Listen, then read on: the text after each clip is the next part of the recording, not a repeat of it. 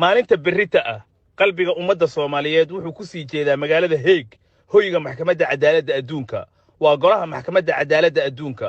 waxa maxkamadan horyaalla kiiska dacwadda badda ee u dhaxeeya Soomaaliya iyo Kenya 11 garsoore oo ka soo kala jeeda 11 wadan ayaa masraxa cadaaladda oo ku yaala gudaha dhismaha loogu magac daray qasriga nabadda go'aankan ka soo saari doona waxa 12 bisha la dhowrayo waa go'aanka maxkamadda Kenya horay ayay u diiday dacwadan haddana go'aanka ka soo bixi doona ayayba ku sii gacan sayrtay halka Soomaalidu ay bilowday durbaan tunka dabaaldega natiijo ay go'aankeeda maleeyeen wuxuu go'aanka noqdaba hirka biyaha cadaaladda birri labada dal mid ayuu qaadayaa haddaba maxay tahay maxkamadda go'aamin karta masiirka iyo laanshaha dhulalka maxkamadda cadaaladda adduunka waa waaxda lixaad ee hay'adda qaramada midoobay waxa la aasaasay 1945 I wish it every success in the performance of its task. waxayna shaqada bilowday 1946 maxkamadan waxa loo igmaday inay ka garnaqdo dacwadaha muranka sharciga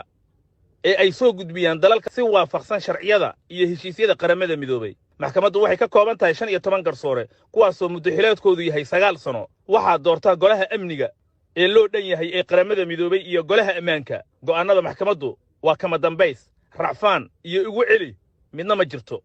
maxkamadan marka ay go'aanka soo saarto kadib iyadu awood ma lahan inay fuliso go'aankaasi iyo waxa laga yeelayo haddii sida dad badan ay filayaan baddan loo xukmiyo Soomaaliya taasi waxay noqonaysaa marka in Soomaaliya iyada looga haro waxa ay ka samaysanayso biyahan badda ee la isku haysto taasoo la mid ah xabaal iyo ninkeeda loo kala har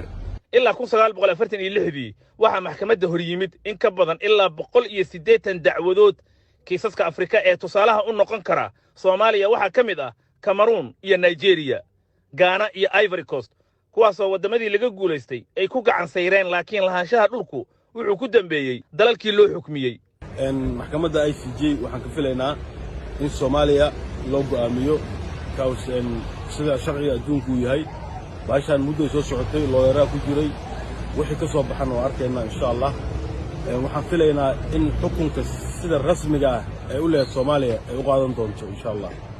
Kenya dhankeeda waxay qaadatay go'aan cad go'aanka shacabka Soomaaliyeedna kiiskan meel ay ka wada taagan yihiin laakiin maareynta kiisaskan oo kale waxay u baahan yihiin qorshe siyaasadeed oo fog oo ku salaysan danta guud iyo siyaasad degan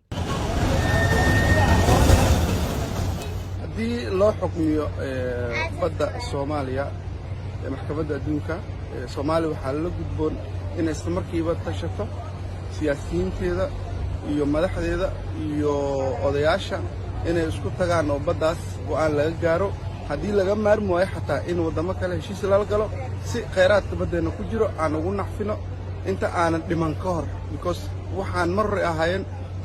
awoowayaasheen way kusoo dhinteen dadkaadu jooga aabbayaasheen way socdaan annagiina saana ku baxeen annagoo baddeena iyo kheyraadka waddankeena aan isticmaalin maanta durba garbaha ku loolamaya iyo shakhsiyaadka ku baratamaya siyaasadda Soomaaliya waxay u suxul duubayaan sheegashada guul aan natiijadeeda weli la haynin waa saadaal aan qorshihii lagu meelmarin lahaa weli la isweydiinin